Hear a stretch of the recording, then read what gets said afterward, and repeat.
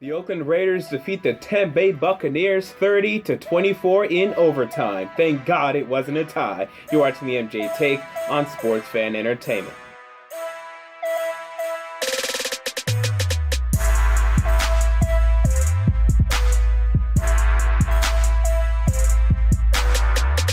Welcome to the MJ Take on Sports Fan Entertainment. Oakland Raiders defeat the Tampa Bay Buccaneers 30-24. It looked as if we could have had a third tie in this NFL season, but the Oakland Raiders got it done. And look, I predicted this game. I said that I thought the Bucs were going to win this game, and the Bucs could have easily won this game. The Oakland Raiders came into this game and played this game with just a tremendous amount of penalties. They set the NFL record for penalties today.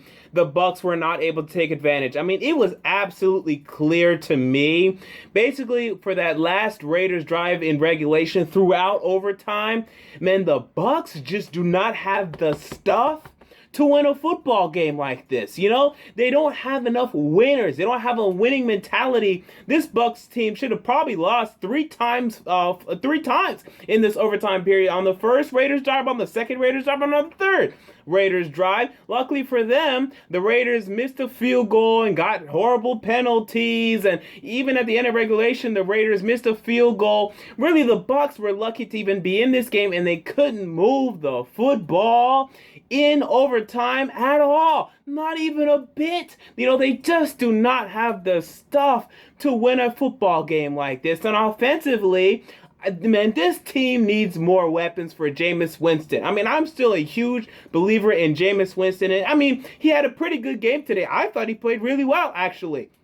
But it's just so clear they don't have enough weapons. And I know a lot of Bucs fans, you like Adam Humphries. Oh, look at his nice catch over the middle. He stayed up. He got some extra yards. He doesn't win on a consistent route running basis. He's not a great player. He's a number 4 wide receiver for Green Bay. He's a number 4 wide receiver for the New York Giants or any pass-oriented team. He probably doesn't even make the New Orleans Saints, guys. He's not that good. This Vincent Jackson, where is he? Does anyone know where Vincent Jackson is? We got to put out an APB for Vincent Jackson because no one knows where Vincent Jackson is. Cameron Brate. I mean, this guy is so average. It is unbelievable to me. Nothing spectacular about Cameron Brate. We know Austin Seferian-Jenkins is long gone. They need more weapons offensively, and luckily for them, you know, almost all of their wide receivers are free agents.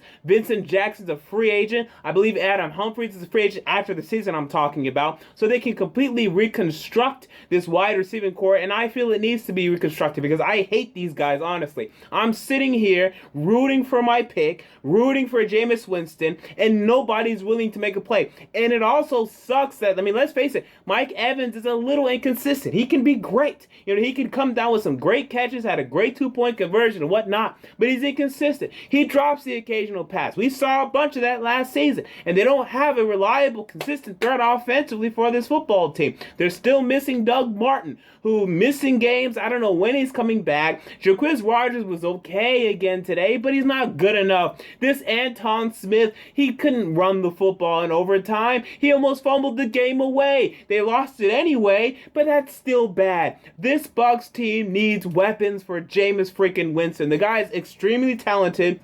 I'm going to stick by this guy for years to come. But you got to get him weapons, man. He needs weapons. And as for the Oakland Raiders, man, Derek Carr is an elite quarterback. He's definitely top 10. And I'm going to start arguing, if he continues this, that he's top 5. This guy is spectacular. As watching this game, rooting for the Bucs, rooting for my pick, every single time Derek Carr dropped back, I had fear in my soul because I knew, man, this guy is good and he's been completing passes. He's been on point and he is a threat to win a football game at any given moment, to make a huge throw at any given moment, to set his team up for success at any given moment, and that's why the Raiders are 6-2. That's why they're on pace for 12-4. That's why they continue to be road warriors. They're now 5-0 on the road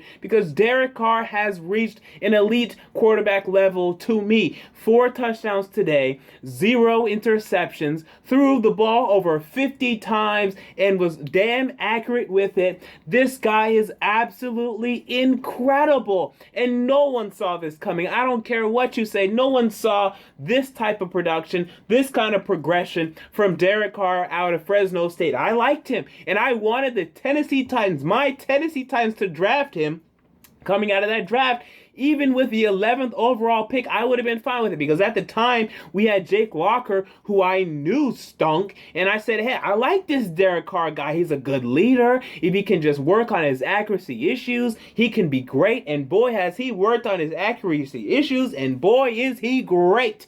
Derek Carr. I mean, this guy is so incredible, and we'll see if they're ready to win. I talked about the Bucs not having the stuff to win. With the Raiders, it's very interesting because certain players have the stuff. Derek Carr, oh, he has the stuff. Michael Crabtree, he has the stuff. Amari Cooper, he has the stuff. Now, I wish he didn't drop that huge pass. I believe it is either at the end of the fourth quarter or in overtime, but whatever. I wish he didn't drop it. That was absolutely huge, but he has the stuff. This offensive line, Seth Roberts, and yes, he had the game-winning touchdown, but just these penalties that they were accruing today, just horrible. So I question if they have the stuff. I think this offensive line, Austin Howard and Donald Penn and, some of these guys that just got way too many penalties today. Defensively, Carl Joseph, who has played pretty well, but still a little undisciplined. They're just undisciplined, this football team, and I guess it comes with it's a byproduct of Jack Del Rio forming this team to be an emotional team, a team that plays with fire and energy. Now they get a little too anxious, get a little too unruly, I should say, and they, elicit these horrible penalties. I mean, just they set the record today. But Derek Carr has the stuff. He knows how to win football games, and he pulled it out. And I think he's an elite quarterback, man. I think this guy's absolutely incredible. I think when Tom Brady leaves, this is the guy. This is the guy that's going to be leading the AFC for years to come. So if you don't like the Raiders, if you don't like Derek Carr, man, you're in for some hell over the next 10 years because this guy looks primed to take over the AFC once Tom Brady leaves this conference. And man, that should scare you, and it definitely scares me. Let's move on to the other games in this week. Real quick though, let's look at where both of these teams are going to go from here. Oakland Raiders next week, huge matchup as they host the Denver Broncos. We'll see if they can pull that one out. Huge divisional matchup there. Broncos, Raiders, Chiefs are all vying for that division, so that's a huge matchup. And the Chiefs, next week, they go up against Jacksonville, so they're probably going to win that. So you want to win against Denver. And as for Tampa Bay, this loss hurts because you should have won this game. Honestly, you should have. But you didn't have the stuff. I said it again. I'll keep saying you didn't have the stuff in here. You don't know how to win. Dirk Cutter doesn't know how to win. He doesn't know how. He just doesn't. Okay, it's very evident to me. He's not bad. He's not horrible, but he just doesn't know. So, and also Roberto Aguayo, and they still don't know how to win games, these guys. Vernon Hargreaves, we talked about this guy. I thought he was overrated as a prospect. He's exactly what I thought he would be. He's pretty good. He's not bad. I'm not saying he's bad, but he's not great. I don't think he's worth the 11th pick in the draft. Hell no. He's a guy that you needed to make a play. Someone make a game-winning play. Someone make a play to win this damn football game. Where was Vernon Hargreaves? Didn't make a play. Brent Grimes, he's getting old. We need Vernon Hargreaves to step up. He's not doing it. And Tampa Bay, I picked this team to win the wild card. They're not out of it yet, but they needed this game, and this game, to me, was there for the taking. Their defense could not stop the other team when they needed to. The end of regulation. You could not allow the Raiders to go down the field as quickly as they did, as easily as they did. They couldn't step up. Where was Brent Grimes? Where was Vernon Hargreaves? Where were these guys? I don't know. They blew the game. To me, that's what you have to look at, because they just let up way too many plays to Michael Crabtree, way too many plays to Amari Cooper, and they lost the game. And next week, the Bucs on Thursday night have to host the Atlanta Falcons. And, we talked about it. We'll talk about it again. The Bucs are not great at home. They should have won this game. They had a chance here to go on a run, and they still do. Okay, they host the Falcons, and then the week after that, they host the Bears. Okay, you could have won 3 straight, winning this one, and then if you would have won those 2, you could have won 5 straight. But now you're resetting. Okay, you have a chance to win 2 straight games, huge games. Now, again, you're hosting the Falcons, but do I care? The Bucs aren't great at home, and the Falcons are pretty good on the road. They went to Denver, they won. They went to Seattle and competed very heavily. So I'm not sure I love that. I think you guys are going to lose this game. And then after that, you'll beat the Bears. But, man, this is a great opportunity to pull ahead, to go 4-3, to start competing for your division. And you're still competing if you beat the Falcons on Thursday. I mean, you're very much in it. But, man, this hurts. This hurts for the Tampa Bay Buccaneers. I picked it, and unfortunately, I was incorrect. So let's move on to my takeaways from the early games today. And I said in my picks video, this is a horrible week for picks, especially for me. I didn't love the week at all. There are so many home underdogs, okay, or teams that are home that should not win that I knew were going to win. And I picked 2. And I picked the Bucs, and I picked the Browns, and I shouldn't have trusted them. I should have picked the Panthers, and I should have trusted the Saints. Those were the 2 home underdogs that were the teams to pick this week. Unfortunately, I did not go with them. So let's start with the ones I was wrong, and that is the Panthers. So, the Cardinals, man, they're not ready. They're not good enough. That's it. I think the season's over. I think it's over. I think if they were going to get on a run, this was the time. And to me, the season is over. I get it. They're only, 3-4-1.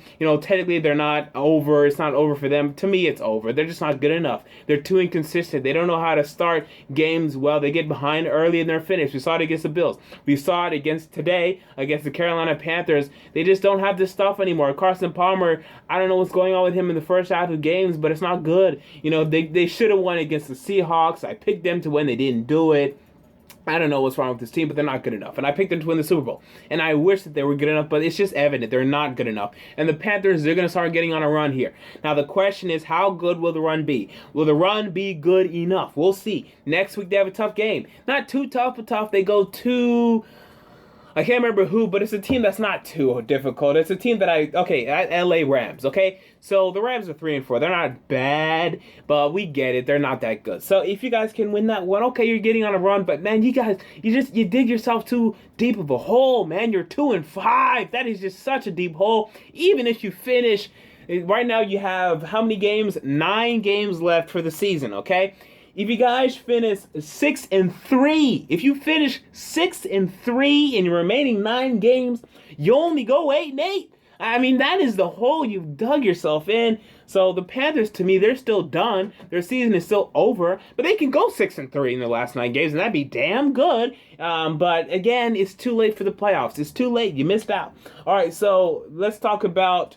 Let's move on to the other game I got incorrect of my upset picks, and that's the Browns. And you had a chance. You should have won the game. Okay, you were up 20-7. Ryan Fitzpatrick was playing awful, and then I don't know what happened in the second half. I keep praising Hugh Jackson, and, somewhat deservedly so, but these second half adjustments by the Browns, quite frankly, have been awful. They were blown out in the second half by the Ravens. They were blown out in the second half by, today, the New York Jets. They're not making second half adjustments. The other teams are coming out and they're out-coaching Hugh Jackson in the second half. This Browns team, I mean, you just watch when Matt Forte and Bilal Powell were just running all over these guys. You kind of realize, oh my God, they stink. I mean, really bad, they stink. And I thought they could win this game. The only game I'm probably going to pick them to win this season. There's another opportunity to me. Actually, there's 2. They're going to go to Baltimore, and they're going to host the New York Giants. They're probably going to win one of those, but I learned my lesson today. I'm not picking the Browns. I'm done. I'm not picking the Browns. I tried 1 week out of 8 weeks. I failed. Okay, I'm done. I'm not picking the Browns. They're going to win a game, okay? When Corey Coleman comes back, they're going to win a game, but I'm not picking it. We'll see when it is. All right, so let's move on to the... And as for the Jets, look, y'all still stink. I don't care. You're going to go to Miami next week. You're going to lose. So don't get too happy for the New York Jets, because to me, you still stink. Let's move on to New Orleans as they defeat the Seattle Seahawks. And, man, I thought the Seahawks could close it out. They almost did. I mean, they went all the way down to the 10-yard line. But Russell Wilson threw the ball too high to Jermaine Kearse. Couldn't come down with it, unfortunately for him. Unfortunately for me, because I picked the Seahawks to win this game. But the Saints season is still alive. And a lot of people tried to write them off after week 3. Oh my God, they're 1-3. And I said, hey guys, what was the record of the Saints last week after week 3? It was 0-3, and they finished 7-9. And guess what? I think they're going to finish this year, 7-9. We'll see what kind of run they can go on. If they can go on a run, they're going on a run now. So we'll see where they go from here. But this is a nice win. This is a great win for the Seahawks. Their defense, for the Saints, their defense is playing much better, but their offense isn't playing as quite as well. But hey, you're winning games, so I guess you can't complain that much. You just take it how you can get it. You tried to go heavy offense. First 3 weeks you lost. Now you're going not so heavy offense, and you're winning games. So who knows, but whatever. Let's move on. Patriots, they just smack the Buffalo Bills. I told you to take the Patriots -6. I mean, Tom Brady's the MVP. I understand idiots like Max Kellerman are making the argument that, oh, he only plays 75% of the games, or, he will have played only 75% of the games. I don't care. This guy has 12 touchdowns to 0 interceptions. He's going to throw for over 3,500 yards in only 12 games. This guy's the goddamn MVP. This guy is dominant. This guy is by far the best player in the NFL right now. I don't care how many games he's played. It's not even close. He is by far the best player in the NFL. It's not even close. You got to give it to Tom Brady right now. We move on. Bills, look, okay, I don't know why I started jumping on your bandwagon. That was pretty dumb of me, to be honest. So reactionary. The Bills are choking. Slowly and surely you're seeing their little wild card hopes fade away. They're not bad. Okay, they're going to win still probably 8 or 9 games, maybe 7. But I don't know why me and so many others were starting to say wild card. They're the Bills. They're still going to lose their fair share amount of games. They're still missing Sammy Watkins. They're going to lose games. Houston Texans defeat the Detroit Lions. Okay, yes, this is the game that I had correctly, yes. And, it was clear to me. Look, you guys can hate on the Texans all you want. They can get it done against teams like this. They can. That's their move. They can beat the Lions. They can beat the Titans. They can beat the Colts. They can beat the Jags. They're going to beat those types of teams. They beat that type of team today. And the Lions are still good, but it was time for them to lose, okay? You won 3 straight. That's nice. It's time for you to lose the game. They lost the game. Don't overreact, because I think next week they can go to Minnesota and win. Now, I'm not going to pick it, but I'm telling you right now, they can do that, so don't be surprised if they do that next week. Texans, though, tough schedule coming up, so I'm raising a little bit of an eyebrow. I respect the Texans a lot more than anyone else does, but even me, I have to look at some of these upcoming games against the Chargers, against the Packers, at the Colts, and I have to say, man, they may lose some of these games, but they got a huge win today. They're still, to me, the favorite to win the AFC South. The Titans are close, but they got to go to San Diego next week and win, to me, if they're going to have a chance ultimately. Let's move on to the tie, as the Redskins tied with the Bengals. And man, I had the Redskins winning this game, and they should have won the game. And it would have been a huge upset pick for me. Again, I don't know why this was such an upset to everyone, because look, to me, the Redskins are the better team, and I think they proved that today. They should have won the game. Dustin Hopkins should have kicked the field goal to win the game in England. But, this game is causing a lot of people to say, oh, we need to get rid of ties, blah, blah, blah, ties. Look, the people in England that watch this game today, they don't care, because they watch ties all the time. They watch football, okay? And in football, there's all kinds of draws, there's all kinds of ties. They're used to it. You have no problem with it. And NFL and American fans, they just need to get used to them. And ties aren't that bad. Yeah, it looks a little weird in the standings, but I don't mind. I think both of these teams, they weren't going to score if we went to another overtime. So, to me, this needed to be a tie. It was. And I thought it was entertaining. Yeah, it ended in a draw, but I thought it was a great game. So, I don't know which a lot of you guys are smoking. I thought it was a good game. Colts lose against the Chiefs. Okay, good. I had this one correct. And the Chiefs, they're playing well, man. The Chiefs are playing well. Even Nick Foles' dumbass came in and played well in this game. He had a pretty good game when he came in there. Tyreek Hill, the wide receiver they took, I believe, in the 5th round, I didn't like the pick. Mainly because I heard stuff about him strangling his girlfriend nearly to death, and that he was a little bit of an oddball and just a loose cannon and whatnot. But the guy's playing well, I cannot deny. And the Chiefs are playing well. It's going to be a very interesting division, AFC West race. We'll see who wins that one. Right now, I don't know. I guess I'm picking the Raiders because, as I said earlier in this very video, I like Derek Carr as an elite quarterback in the NFL, and I'll take that most of the time. But right now, Chiefs are playing great. We'll see how long they can keep it up. Remember, this is a team that got blown out by Pittsburgh. They've been a different team since then, but they still have the ability and probability to lose against very good teams. But luckily for them, they haven't had to face a very good team. They went to Oakland, they won, okay. But outside of that, they haven't really had to go up against a really good team, so we'll see how they play as the weeks progress, okay? Just look out for that. Is that every game? Yes. All right, that is every game. Those are my thoughts on every game. I'll be back to recap probably the Packers and Falcons later this afternoon. And then tonight, the Eagles and Cowboys. I still have the Eagles going to Dallas, and we'll see if Carson Wentz can pull it out for me because I need an upset pick this week. All right, so there you go. Those are my thoughts on the Raiders, Bucs, and all of the early games. What are yours? Comment down below. I want to know if you enjoyed the video. Make sure to like, and most importantly, to subscribe. And until next time, this has been the MJ Take on Sports Fan Entertainment, and I'm out.